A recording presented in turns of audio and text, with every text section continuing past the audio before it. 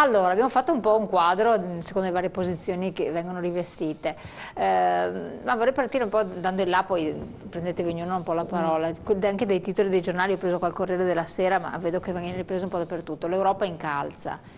Cioè, nonostante comunque si sia cercato di fare qualche cosa, perché un minimo c'è stato, però cosa ci viene detto dall'Europa? Che i nostri conti non tornano, che le cose non vanno bene, che bisogna adesso puntare, detassare il lavoro per carità, però tassare di più la casa e la spesa corrente, quindi vuol dire i beni di consumo, il che mi viene già moto di stomaco, perché o il governo è veramente forte e si pone in modo deciso, oppure ci arriverebbe un'altra tartassata, magari lasciano passare il periodo elettorale e poi ce la mettono addosso sul gobbo con settembre-ottobre tanto per cambiare. Però vista questa situazione mi sembra devastante, perché colpire nuovamente i consumi o i beni immobili, la casa, che ce l'hanno tutti, cioè notoriamente l'italiano la casa, cioè l'unico popolo in Europa o al mondo che ha investito nell'immobile, è devastante. Come vede questo continui moniti come vedete questi moniti dell'Europa? Parto io, poi casomai ci scambiamo un po' di informazioni.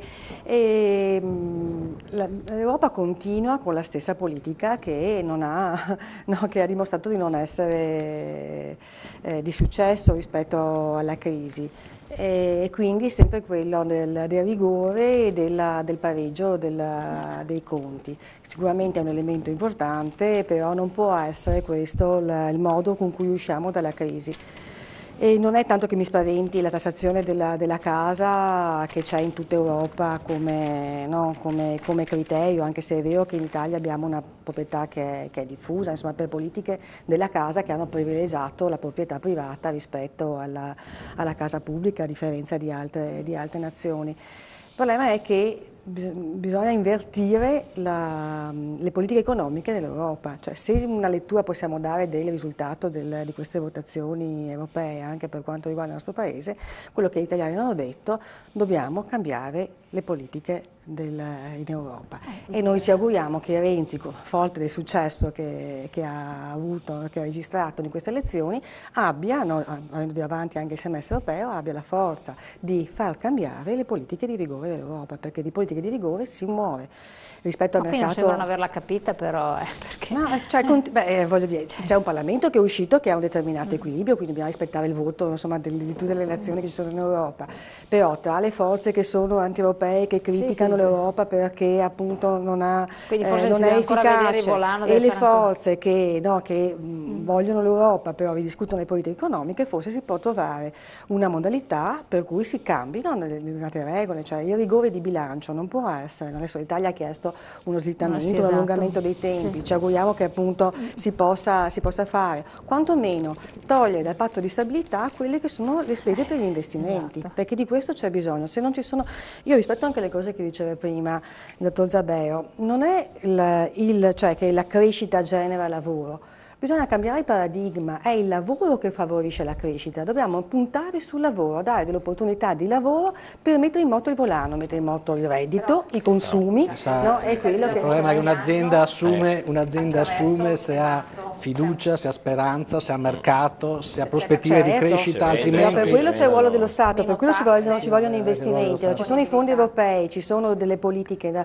delle scelte da poter fare e da fare, ce ne sarebbe veramente tanto, pensiamo solo all'ambiente, c'è un Veneto che è così disastrato dal punto di vista ambientale, ce ne sarebbe da fare. I soldi non vengono da Marte, ci sono tante cose da fare, ma quei soldi dove andiamo a prenderli? Andiamo a prenderli dalle imprese che magari aumentando le tasse, tassando capannoni più, li mettiamo fuori mercato, allora creiamo servizi, le imprese devono fare la loro fittizio. parte, ma noi stiamo chiedendo che ci sia un intervento dello Stato come incentivo e come investimenti, per favorire gli investimenti. Chiaro, ma dove va a prendere lo Stato? Certo, se vengono allentati i patti di equilibrio di bilancio, si possono le spese per investimento e i fondi europei indirizzarli in maniera, anziché a pioggia. Per l'altro giorno hanno finanziato il rifacimento dei giardini di Castelfranco, che sicuramente è un'opera importantissima, ma cerchiamo insomma di indirizzarli in modo che ci sia un obiettivo che sia concreto, di innovazione, quindi favorire anche le imprese che assumono, dare un input che sia in direzione corretta. Però dell'Europa devo dire che noi italiani, cioè lo Stato italiano si sente europeo quando ci sentiamo dire ma l'Europa ci ha chiesto che dobbiamo fare tagli di qua, tagli di là. non siamo europei perché non adottiamo lo stesso sistema che in molti stati hanno, quello per quanto riguarda, diciamo, stipendi della pubblica amministrazione, stipendi di quello che è tutto il governo, come vengono gestite come viene gestito il sociale, come viene gestito il welfare. La detrazione fiscale, in Germania io compro una macchina, detraggo il 100%, qui da noi detraiamo il 20%, il resto 80% ci viene considerato utile, d'accordo? Non tutto il 20%, non tutti più il 20%, perché adesso neanche più le macchine. In Germania, nei paesi del nord si detraggono tutto. E dopo quello che rimarrà io ti pagherò le tasse, ma tu non mi puoi detrarre solo il 20%, farmi pagare sul restante le tasse. C'è anche un problema di evasione che in Germania non c'è. Ma perché? Perché loro detraggono tutto. Perché noi in Italia non deduciamo, non dico il 100%, facciamo un 50%. Bene, con un 50% io che sono commerciante non ti potrò mai fare uno sconto di un 50% sul medico. Quindi tu mi chiederai lo scontrino, d'accordo? Io ti emetterò lo scontrino, quindi a questo punto il problema dell'evasione fiscale non esiste. Ce lo vogliono far credere perché vogliono puntare tutto sull'evasione fiscale della piccola e media impresa, il che non è. Ritengo che assolutamente basta detrarre, come abbiamo visto nei paesi del nord, è così. Tra l'altro poi io sono stata circa un mese fa a Bruxelles, un carrozzone infinito. Un carrozzone infinito. Sappiamo tutti che ci sono 3 sedi, Strasburgo, Lussemburgo e Bruxelles, d'accordo? Io mi domando a che però. Mi sono un po' attaccata con quello cioè il referente per la comunicazione italiano, che mi voleva far credere a tutti i costi che Bruxelles è indispensabile per la sicurezza, per l'euro. Io dico no, perché io sono italiana, perché io ho la mia mozzarella, perché io ho il mio Made in Italy, perché io ho le mie cose che ho generato nei miei antenati e quant'altro, questa è la mia storia. Io non posso avere la storia dei paesi della Norvegia, dei paesi della Finlandia o dei paesi dell'Inghilterra o quant'altro. No, ognuno ha le sue tradizioni e io ritengo che la mia mozzarella, il mio vino e per quanto riguarda l'enogastronomia, il nostro modo di vivere deve essere mio. Non puoi globalizzare tutto. L'Europa è giusto che ci sia, ma tutto nell'insieme mi è sembrato di quelle, anche là, poltrone, tante belle poltrone, 73 parlamentari europei insieme ai 752 parlamentari europei, va bene, con il carrozzone, perché saranno in 7.000. Cioè 7.000, va bene. Bruxelles, cioè quando si spostano a Strasburgo, cioè, e vive quella città in quella settimana, poi tornano tutti quanti a Bruxelles, praticamente muore, però in quella settimana là stravivono, perché fa nascere una città quando si spostano. Sì, comunque va cambiato anche quel sistema. Al di là del fatto che io penso che se si è voluto fare l'Europa unita comunque è una cosa positiva, avere un mercato, una moneta unica, cioè inutile che vogliamo dire, perché non possiamo tornare, io non oso nemmeno pensare che passata il confine del Brennero a 100 km da qui dobbiamo cambiare moneta, dobbiamo stare lì, tornare indietro, non c'è veramente. Certamente è fatto un processo, va completato e va reso più efficiente anche lì, perché non è che, e va, a mio avviso, bisogna avere più rispetto per i territori e per le tradizioni anche dei territori, cioè l'Europa non può diventare quello che deve stabilire alcune regole, di fatto, e piuttosto si cerchino di omologare un po' di più i sistemi, il sistema previdenziale, il sistema fiscale, se siamo in uno Stato europeo, ormai uno Stato unico, vogliamo fare in Europa uno Stato federale europeo, io farei un federalismo basato sui territori, superando che gli Stati nazionali attuali. Oggi non possiamo pensare che i Stati siano semplicemente coloro che vanno a prendere ordine a Bruxelles, perché oggi abbiamo dei paesi, allora a questo punto qua facciamo un regionalismo europeo rafforzato su un governo europeo, eliminiamo un livello di troppo, che è il livello di Stati nazionali attuali. Già tanto cosa servono? Prendono ordine dall'altra parte, già tanto che le regioni stesse si relazionano direttamente al 70% del proprio bilancio con Bruxelles, cosa serve che ci sia Madrid, Roma, eccetera? Creiamo dei territori, però impostiamo in maniera anche con maggior rispetto, cioè è tutto un processo che va completato e va comunque reso, altrimenti oggi siamo nel guado. Siamo dentro nel guado, non siamo né carne né pesce, non siamo né Stato nazionale né Stato europeo. E quindi, però oggi le sfide anche mondiali vanno assunte dall'Europa in maniera forte. Oggi se non diventiamo terra di conquista, o da est o da ovest, o un giorno degli Stati Uniti e un giorno della Russia, noi siamo comunque terra di conquista commerciale qui. Facevo un esempio poco fa, che nel mercato di Verona noi abbiamo, nessuno sa che i nostri prodotti agroalimentari sono bloccati nell'esportazione nella Russia. La Russia ha bloccato l'esportazione di prodotti di marche primarie italiane e quindi noi compriamo da loro, sì, c'è un elenco, 200 aziende bloccate. Andavo ai magazzini generali qui, erano bloccati perché noi non possiamo esportare l'agroalimentare, certo agroalimentare, in quei paesi lì con delle scuse e pretesti che è un semplice protezionismo di questi paesi, però noi dobbiamo prendere il gas. Allora, se c'è una realtà forte europea, riusciamo forse ad avere una voce unica e riuscire a barattare e trattare con questi mercati, altrimenti noi subiamo solo. Noi dobbiamo importare metano, dobbiamo importare le materie prime e non possiamo nemmeno esportare il nostro fiore all'occhiello che è l'agroalimentare, per esempio. Quindi oggi vanno completati i processi e vanno semplificati, dobbiamo togliere qualche livello di governo di troppo perché non possiamo, quindi occorre veramente creare un'Europa che sia sì globale, allo stesso tempo che valorizzi il particolare, i territori, le regioni o le macro regioni, in modo da competere, da essere leggera e competere veloce con i cambiamenti e in grado di competere. Posso dire, il governo emette le leggi e le fa retroattive, d'accordo? E tutti silenzio. Io voglio vedere perché il governo non decide di tagliare questi benedetti posti in più, queste poltrone che non servono a nulla, parlano, nessuno lo fa. Ledere se stessi, ho capito, ma nessuno vorrei ritornare forse su un nodo centrale della questione, cioè questo richiamo dell'Unione Europea. Perché infatti questo che qui si gioca, io credo, la partita. Servono sforzi aggiuntivi, questo che volevo vedere. Questo sia l'ultimo colpo di coda di Barroso e C, visto che ormai sono in scadenza e fra qualche settimana saranno sostituiti. Ma cos'è che è passato in questi ultimi anni? Cioè la filosofia dell'Europa, BCE e Bruxelles, quindi Francoforte e Bruxelles, fortemente caldeggiata dall'asse franco-tedesco, anche se negli ultimi anni insomma, la Francia si è un po' allontanata, ma fortemente caldeggiata dalla Merkel, è che è passata l'idea che la crescita veniva se i paesi, soprattutto quelli meridionali, mettevano a posto i propri conti pubblici. Esatto, infatti questo ci hanno detto mettete a posto i vostri conti pubblici, mettetevi in regola, sarete nelle condizioni poi di ritornare a crescere. In realtà non è stato così, perché abbiamo visto che nonostante il forte aumento delle tasse che abbiamo subito in questi anni, il forte taglio della spesa pubblica, soprattutto quelle per investimenti, il sociale, il welfare, noi abbiamo assistito che i nostri conti pubblici, soprattutto il rapporto debito-PIL, è aumentato enormemente, oggi è oltre il 133%, partivamo da un 120%.